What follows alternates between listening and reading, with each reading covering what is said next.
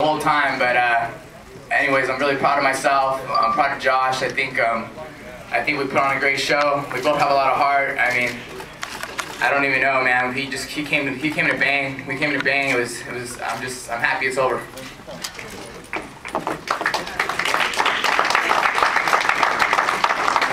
First, I want to say congratulations to you now that you're an uncle. And no, we had a plan. The whole plan was, we talked about it at weigh-ins, was to come out here and be fight of the night. And I think we definitely accomplished that. And from what I hear, we could possibly be in the candidacy for fight of the year. So, hey, that's all you can ask for. I don't think either one of our stock went down or up or whatever it was, but I can say I'm definitely proud of him.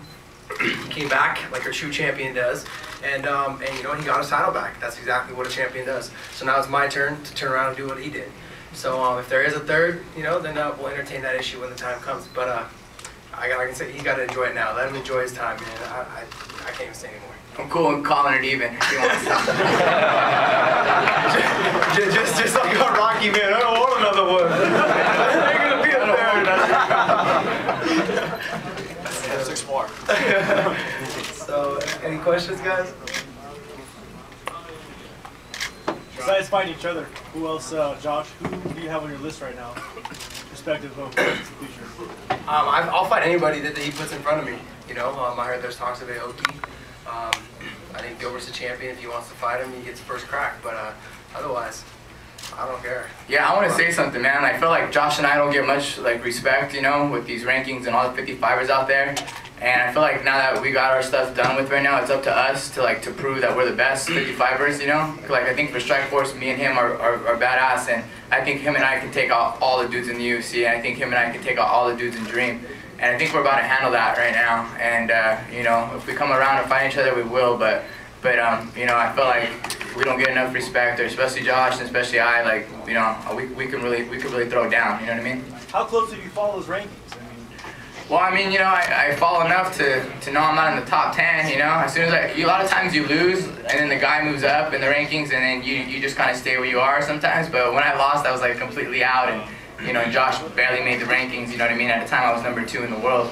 But whatever, I mean, it's not really about the ranks, it's about the respect, you know, and I feel like, you know, we deserve a little bit more respect, and, you know, and that we can beat a lot of those guys. We're complete MMA fighters. A lot of guys aren't. I'm tired of clicking on to websites and seeing the first thing is UFC, and all I want to see is, I would like to see something that says Strikeforce and something positive about our fighters, because I'm getting sick and tired of that, you know. Yeah. And I think that media is also, they've also seen my frustration. I've told them over and over that, you know, that just being negative on their interviews, instead of talking about the positive things that we did.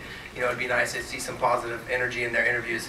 You know, I mean, this is a great sport. I'd hate to see the media bring us down by, you know, by saying the negative things. But I mean, otherwise, I think we fought a great fight. We gave it our all, and you know, and now it's up to Scott just to throw it. He made a promise to us, is that we let everyone enjoy it. You didn't have to watch it.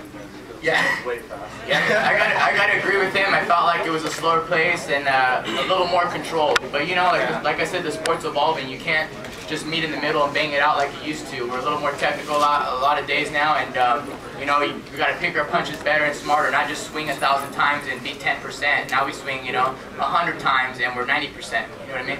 Did either of you get hurt in the fight really bad these days? Nothing hurts. I mean, you know, nothing ever hurts. I mean, I got my belt rung, but I mean, that doesn't hurt.